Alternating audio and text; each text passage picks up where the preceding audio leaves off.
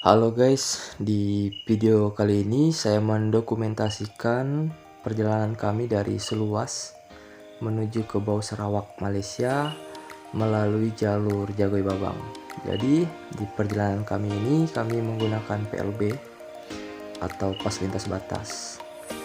PLB ini berbeda dengan paspor karena untuk jangkauannya itu cuma sampai Bau Sarawak saja, tidak bisa sampai ke Kuching.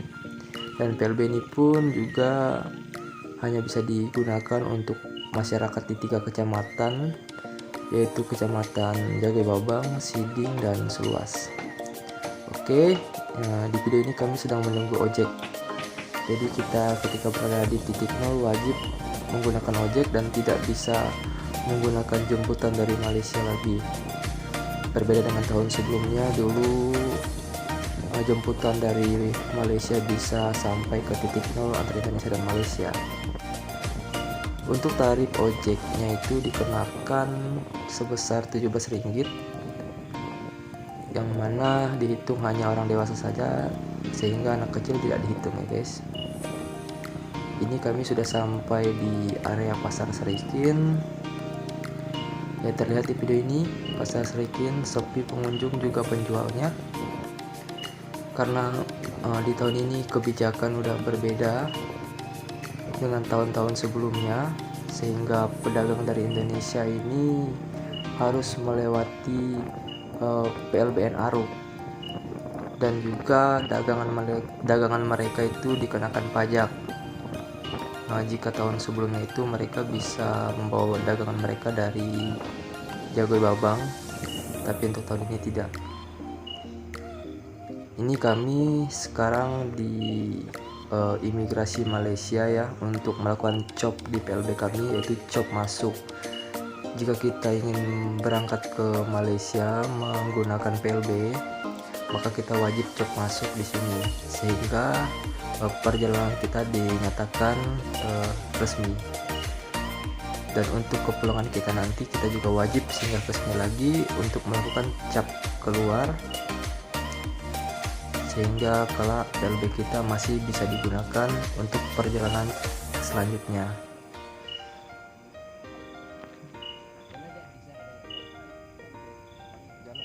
Ini kami sudah sampai di Bau Sarawak, tepatnya di Tasik Biru. Jadi Tasik Biru ini adalah tempat wisata yang cukup terkenal di daerah ini, dan juga pengunjungnya di akhir pekan ramai guys. Di sini untuk makanan dan minumannya bisa dibilang terjangkau untuk kita wisatawan dari Indonesia. Untuk teman-teman jika ingin berkunjung ke sini, jika membawa Rp50 untuk makan, mungkin itu udah lebih. Selain itu juga Tasik Biru ini berdekatan sekali dengan pusat kota Bau. Jadi ketika kita sudah selesai mengunjungi Tasik Biru, kita tidak perlu membuang waktu yang banyak untuk pergi ke pusat kota Bau. Di Tasik Biru ini juga tersedia penyewaan speedboat dan bebek engkol, tapi saya tidak tahu untuk tarif penyewaannya berapa karena kami tidak menyewanya. Selain itu di sini banyak sekali spot untuk berfoto atau selfie. Salah satunya adalah jembatan gantung. Selain itu juga ketika kami di sini, kami menjumpai beberapa pengunjung dari Kabupaten Bengkayang, tepatnya mereka yang tinggal di perbatasan seperti di Jagoi Babang dan Siding, mengingat jarak yang ditempuh dari daerah tersebut tidak jauh untuk sampai ke Tasik Biru atau Bau. Selain itu juga biaya yang kita keluarkan untuk sampai ke sini juga terjangkau, sehingga Tasik Biru ini bisa dikatakan menjadi tempat wisata favorit untuk masyarakat yang berada di perbatasan. Jadi tempat wisata ini sangat recommended untuk teman-teman jika berkunjung di Sarawak ya. Teman-teman bisa menjadikan ini sebagai tujuan wisata teman-teman. Jadi setelah kami puas mengunjungi Tasik Biru, kami menempatkan diri untuk mengelilingi kota Bau. Kota Bau ini adalah kota kecil yang ada di Sarawak, Malaysia. Jadi tidak seperti Kuching. Kota Bau ini sederhana, tapi untuk masyarakat di sini bisa dibilang ramai dan juga pengunjungnya juga ramai. Karena kota Bau ini bisa dikatakan titik strategis ya guys.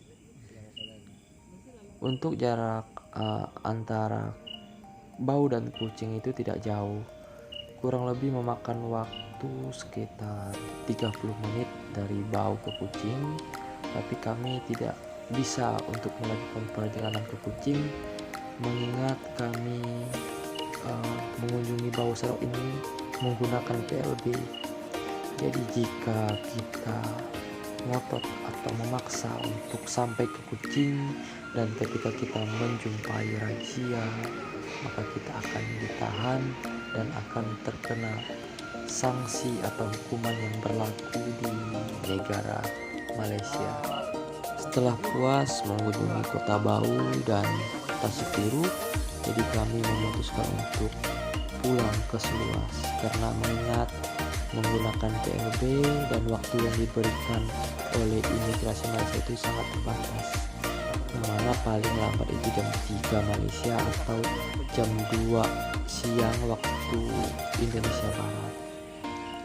Oke guys, mungkin hanya ini informasi yang bisa saya sampaikan dari video dokumentasi saya. Mohon maaf jika masih banyak informasi yang salah atau keliru.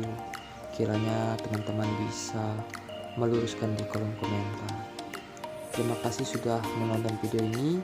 Semoga di lain kesempatan saya dapat mendokumentasikan kembali perjalanan saya di channel YouTube ini.